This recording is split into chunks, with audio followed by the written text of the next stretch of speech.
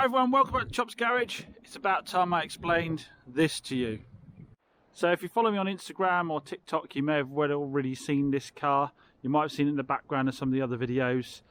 I guess the thing for this is it's completely out of my normal buying, isn't it? Those of you that watch the channel regularly will know that I'm all about the small cheap cars, sub 5 grand, small CC stuff. I rarely buy more expensive stuff. But you might ask yourself, how did you end up with a Maserati? So this is a Maserati Ghibli. It's the 3-litre V6 diesel, which puts out, I think, 275 brake horsepower and about 600 Newton meters of torque. So this is pretty much on a par with my Jaguar XF diesel, my high mileage one I spoke about, in about the same sort of power. But obviously this has the extra extravagance of a Maserati badge on it. The engine is, I don't know, you guys tell me where that engine comes from. I know it's not the Jag unit. It's very similar to being a 3-litre V6. It could possibly be in a lot of Jeep trucks, I guess. I don't know, because you've got the Chrysler, Jeep, Ferrari, who else is in there? Fiat. They're all in there, aren't they? Lancia. They're all in together. So I don't know where exactly the engine comes from.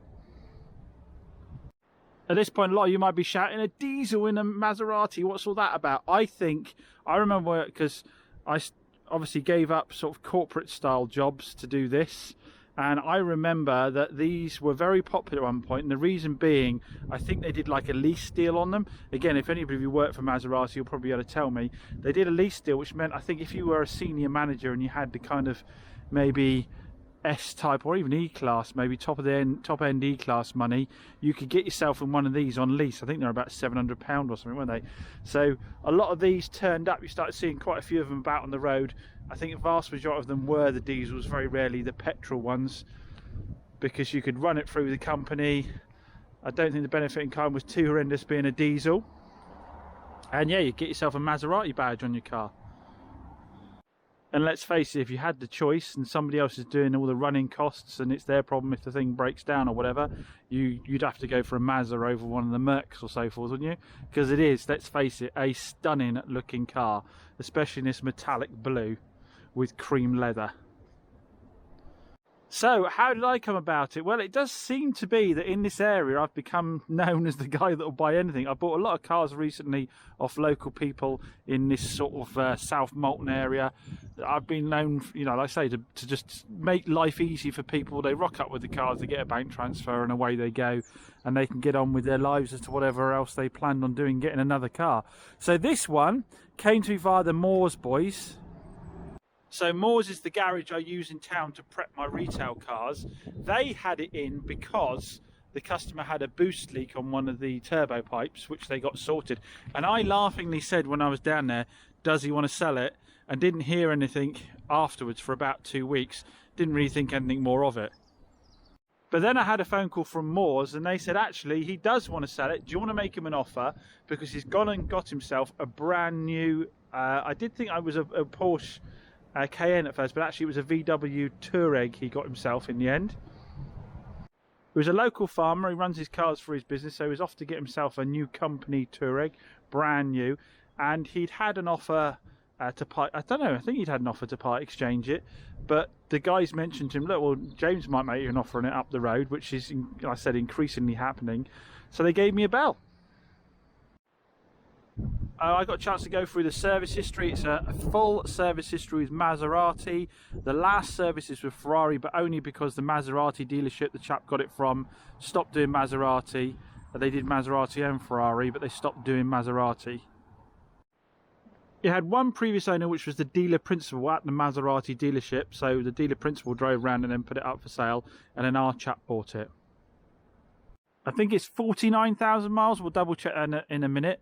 I said the chap used it as his daily car. I don't think it was particularly babied, but what he didn't do was skip any expense on servicing and repair work. It really has been well looked after. Now, I did, of course, do my car vertical check before making a major purchase like this. Here is the car vertical report back on the Maserati. For those who don't know who car vertical are, and you should by now, they are the largest online database of vehicle information. So checking a Maserati, it came back okay mileage, came back okay theft, came back okay accidents, Finance was okay, which is one of the ones I was worried about. If we scroll down through spotted activity, there's some advisories for like the tyres on one of the MOTs there. Tyres again, but we know we've got new Pirellis all the way around again. We've got stolen vehicle check was all good. Mileage is just a kind of steady graph. I imagine that period there was when the dealer principal was driving the car about. All coming okay, nothing for damage at all there, and they've checked all over Europe as well. It says approximate market value is 19,800 with retail being 21,149. So, you know, Auto Trader and them are just a few £100s apart. Price after negotiation saying 1820 private and 2092 retail. So it got a clean bill of health from Car Vertical, which was one of the reasons I was happy to go ahead. Well, obviously I wouldn't have bought it without going ahead. The road tax isn't that bad. £220 road tax, 121 for 6 months. So that is quite surprising. The road tax on it is really quite affordable as well. As always, there is a link in the description down below for you to do your own Car Vertical, and using my code you get a nice healthy discount on top as well. So if you're looking to buy a car or you bought one recently and want to check its history, get yourself a Car Vertical. So I had a good look round it. Paint wise, it doesn't need any paint. It does need a really good machine polish because it has lived in Devon, so it's got a bit of hedge rash and that on it that needs polishing out. A couple of the wheels this side need a little bit of refurb on the edge. Nothing too big. A car wash wheel scrubber came along and hit the bottom of here, so that needs a buff. I think it's got the same on the other side. And he straight and told me about that. He said he'd only noticed it after he came out of the car wash, but it hasn't been machine polished yet, so we'll do that. That should sort that out. The wheels on this side are in good nick, no curbing, but yeah, no real curbing on this side. We've got a little bit of lacquer peel or something going on here. I'm not sure what that is. Yeah, it looks like something's got underneath. Oh no, it's just dirt. Needs a proper clean. Oh no, dirt's got under the lacquer, so a little bit of lacquer peel there. And the centre caps are a little bit oxidised there. So yeah, good machine polish. And then depending on how far to go with it, a wheel refurb, I don't know. So yeah, put a bid into the chap. And I have it, I own it. Now I was hesitant about it, but I tell you what, one of the things that made me buy it is there was a really good comment made in one of my videos, and sorry I can't remember your name. I was talking about the Porsche 911 I got that was so mint I was afraid to use it, and he said, look, I'm now 80 odd and I can't drive, James, and I wish I could. There's a point at which you won't actually be able to drive. You won't have the choice, so enjoy it now, get out there and enjoy the cars. And I thought that was a really, really good point. Calculated risk, you know, I think it's got enough margin in it to retail. Retail wise, the car is coming at Auto Trader at 24 something, as in 20,400. So I think it's about 1995 realistically, maybe a little bit less. But which isn't actually, to thinking about it, you know, 40,000 miles odd on a 2016 for a Maserati doesn't actually sound like bad value for money. So I obviously gave it a drive, and I've given it a drive quite a lot since as well, to be honest. I've just stopped starting a little bit, there's a lot of traffic in the background. So yeah, I've driven it quite a lot since, because obviously I wanted to see, you're always cautious when someone is looking to part exchange a car, to change their car. You're always cautious because, let's face it, dealers are fair game to offload troublesome cars to. So I wanted to find out what was going on. But I have to be honest, I can't find a fault with it. I really can't find a fault with it. Other than those minor bodywork blemishes, I honestly cannot find a fault with it. It drives like new. There's nothing in the suspension, nothing in the steering, nothing at all to indicate this car is anything other than it was when it came off the production line, really. I said the guy didn't sort of avoid spend at all. Well, it's got brand new Pirelli Zeros all the way round. The only thing I'd say is they're run flat ones. Apparently, he told me they are. So I do wonder if the ride might be a little bit better if it had non-run flat tyres on it. But brand new Pirellis all the way round. I think that was like best part of £1,000 on that. Very, very recently. They're pretty much as new, those are. Yeah, like I said, the gearbox changes super smooth. I've had a lot of automatics recently. This one is the smoothest by far. Speaking of that, we should probably have a quick look inside, shouldn't we? And I have got something to show you with this car that I think you'll barely believe. I can't either, to be honest. So we have a lovely cream interior. All the leather is really good. Again, all I'd say is probably a light leather clean on the bases where people have been sitting in them. They're fully electric. We've got all round electric windows, which obviously you'd expect on a Maserati, with electric mirrors, folding, all that kind of stuff. Nice carpets. Again, they're all going to need a clean, but they're going to come up fine. I'll close the door so we can get rid of all these passing cars. We've got this, I think this is real wood. It seems like real wood. It's really got a real wood feel to it in terms of the grain and so forth. It's lovely sort of matte dark wood. It's up here in the door caps, door cards as well. Everything in here is as new. All the buttons are nice and white. There's no wear through any of it at all. We've got the cruise control and the Bluetooth on the steering wheel there. Headliners are nice. I'm not going to rub my hand on it because my hands are dirty. A nice cream velour. We've got the Maserati in the headrests there, all stitched in. All I say, everything in here is in fantastic condition. There's no problems with that at all. We've got 2 keys. They're big old keys. These big Maserati keys with the remote boot release and all that kind of stuff on the go. Electronic handbrake. Let's just put the power on a second. So I've put my foot on the brake pedal there. We've got Maserati in the dials. Starts up like on the button straight away, no problems at all. It's just warning me I haven't got a lot of fuel. We've got heated seats. We've got touchscreen here in the middle. Now I can't put it on obviously because we'll get a copyright infringement, but what I will say is the sound system on this is fantastic. The sound is really good off the stereo. Of course, all Maseratis need the little Maserati clock up there. But yeah, you can see it's just idling smoothly. I have no concerns over the engine at all. I've done a number of miles on it now. There's been nothing but ultra smooth, stupidly low down grunt on it, being that it's got all of its torque kicks in at 2,000 revs. So you've got 600 Newton meters of torque at 2,000 revs. So it just always feels, I'm not going to say it feels like a performance car, it just feels constantly powerful and constantly smooth. The gear change is super smooth, as I said. You've got the manual option over the side there. I was surprised I haven't got paddle shift, but perhaps that was an option. Not that I really ever use paddle shift. I own my autos, I always tend to just leave them in auto. We've got sat nav. All I'd say is the graphics to me look a little bit old, even though the car isn't particularly old in my mind. The graphics look a little bit old on the screen there, but yeah, it's got all the knobs and buttons you'd want. So the exact mileage is 47,000 miles, so a little bit lower than I thought, 47,444. So yeah, decent mileage.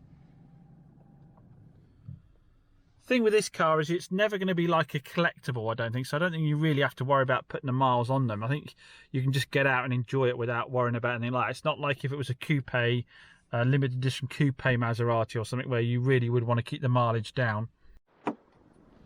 In the back, again, cream leather, just needs the lighters to clean. All the carpets are pretty good back here. Now, what was surprising is how big the boot is on this. It actually is a really practical car. It's an electric boot, and it goes all the way back there. There is loads and loads of room in there. So it's something you can, like I said, it would be totally usable every day because you can get decent MPG out of it as well. I forget what the exact figures are. I think in the mid-30s, something like that as an average. Obviously, if you're cruising up and down motorways, which I think a lot of these did early on in life, you get much better than that. Now, this is the thing I wanted to show you because this is insane. Again, I'll hop back in the car where we're out of the wind and noise. It's obviously keyless entry as well on this one. Just push the button there when the key's in your pocket. Right, so It came from Cars in Exeter, so a lot of you local people will know them. They're an official Ferrari dealer. They did Maserati as well. And as I understand it, they've pulled out of doing Maserati now, from what I was told. And they do just the Ferraris. So, here's the book. Services wise, where's the services again? So we got 2017, 12,000 miles, 2018, 17,000 miles, Cars Maserati, Cars Maserati, Cars Maserati 2019, Cars Maserati 2020, and then Cars Ferrari 2021 and Cars Ferrari 2022 at 41,000 miles.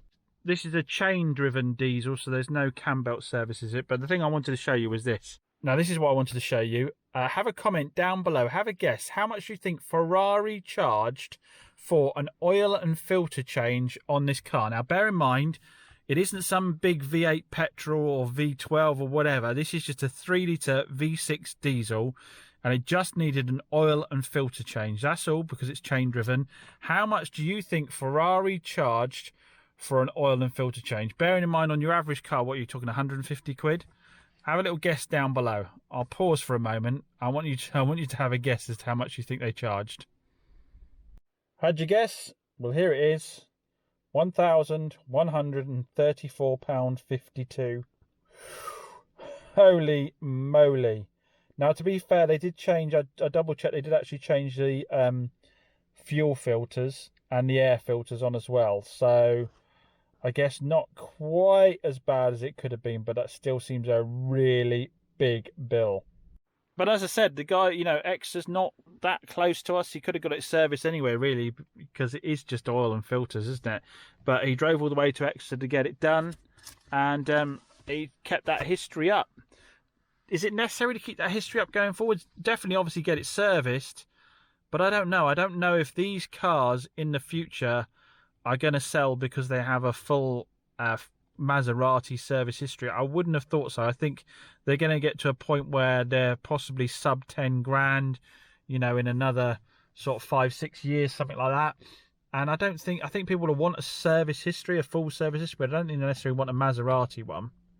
I may be nice, but I don't think you really need any special extra skills just to change oil filters and oil on a chain-driven car, do you? I don't know. Perhaps I'm being unfair. Perhaps some of you know something about the process with these cars that makes it more complex than anything else. But I've got a horrible feeling that is probably a V6 diesel that's used in a lot of Chrysler and Jeep and Fiats. Well, not Fiats. I can't think of any Fiat that's big enough. But I've got a horrible feeling it's just a modified version of one of those. That said, I will give it this. It is super smooth. Whatever they did with it, they did a good job. For those of you interested under the bonnet, there it is. A lot of plastic. There's an awful lot of plastic and not much else to see, really. It's funny because the engine doesn't actually look that massive. It sort of stops here. It's these huge inner wheel arches that seem to take up most of the space. But again, it all looks good. There's no real leaks.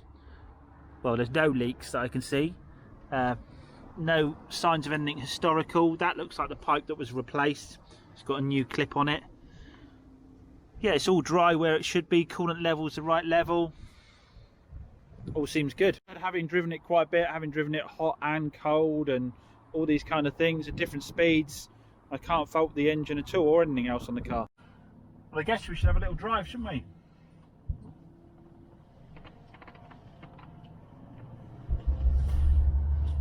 Now, the biggest thing that surprised me about this is really the way it drives, and it's because I always kind of imagine Maseratis just to be these ballistic, rather uncomfortable cars that were just all about the looks, but this is just supremely comfortable. It's quiet. For a diesel, you really don't hear a lot from the engine bay at all. In the road, you really don't hear a lot from the engine bay at all as you're driving along. The gear changes are super smooth. You barely notice them happening. The brakes are incredible. It's just a very relaxed place to be, and that's kind of like the opposite of what I thought a Maserati might be, to be honest. I guess because this isn't the sort of balls out performance type Maserati, it is designed for someone to munch miles on motorways, I guess. But what is surprising as well is, for what is a big car, you don't quite realise how big they are, is how direct the steering is. The turning on it is fantastic. So it does have a sport setup in terms of feel of steering and so forth. The suspension isn't harsh. Like I say, personally I'd not go for run flat tyres, but I certainly wouldn't be changing these ones because they're new Pirellis. But when it came to changing them, I think I would look to go for a non-run flat tyre, because the wheels are big enough as they are. You need something to absorb a little bit more of the bumps.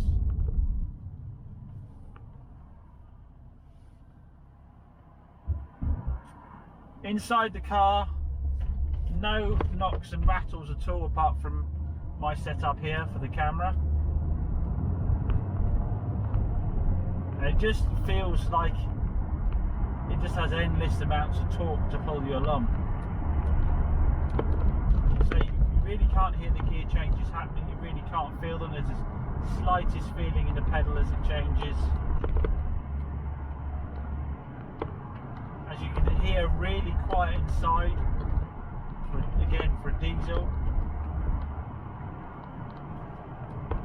I just don't have any desire to really go hooning around in it. Kind of like just wafting along in it, which surprised me again.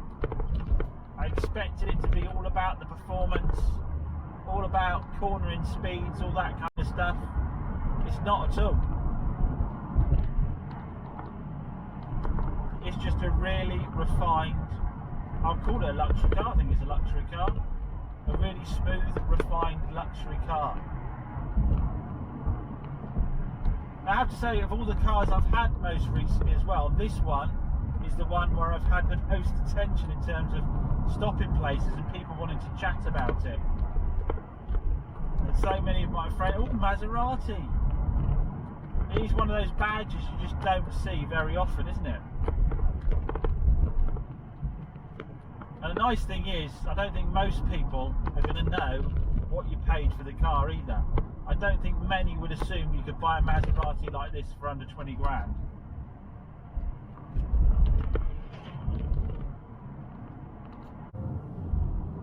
Initially I thought it's a little disappointing that you haven't got the soundtrack of a V8 or whatever, but in reality, having driven it around, I kind of realised I don't really want a lot of noise. I quite like how quiet it is. I did think they might do something to tune the diesel, so when you do plant your foot it sounds a little bit raunchy. I'll give you a blip here. Obviously it does go very quickly. I'm already over the speed limit quite quickly there. I need to stop. So it's a quick car, don't get me wrong. I'm not saying it's not a quick car, it's a very quick car. Overtaking a heartbeat, no problem at all. I did think, like I say, they might do something to tune the diesel to make it sound a little better. Mind you, I do know on a lot of these cars there's kind of like little things you can fit around with exhaust systems, aren't there? I said that if you want to go quick, you can. The turning is fantastic. You point that nose and it just goes where you want it to go. It doesn't feel wallowy.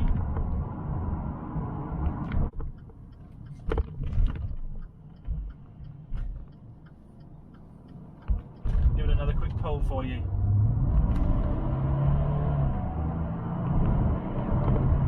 It just goes. I mean, with speed limit already again. It absolutely flies along. But as I said, it's been a real surprise for me in the way it does it. But in a nice way. I actually think it's a really enjoyable car to drive. And let's face it, we don't spend most of our time racing around the place. We spend most of our time having to go along the national speed limit or less. And this is a really nice place. And this is a really nice place to do it. Anyway, hope you enjoyed that, guys. Put your comments down below as always. What are your thoughts? Question always is, what's James going to do with it? We're At this mileage, at this age, I could put a platinum warranty with warranty wise on it, which would pretty much cover everything on it. So it isn't actually as big a retail risk as it might seem. But I don't offer finance, and I don't have a forecourt full of cars on it, so I think chances are this will get traded out to someone that does more of these kind of things. Quick final edit, following day, I found the sport mode yesterday, and I've checked out this morning what it does, because when I hit the sport mode, this became a completely different car. It was more raucous on the engine note, the handling was a bit tighter, the revs rose and it held gears longer, and it turned into a total beast. So I looked it up, and what it actually does is it opens up the exhaust valves, it does stiffen up the suspension, and it does give you, like I say, keeps the gears at a higher rev range. So you had to watch it, well, I had to watch my speed really carefully. So this car has that kind of Jekyll and Hyde thing as well. If you want to poot around in normal mode, it keeps the revs nice and low, it's smooth, comfortable, all those kind of things, it's quiet. But when you want to have a bit of fun, hit that sport mode, it just felt like a different car. It was ace. So yeah, I think this car might be the car that does everything.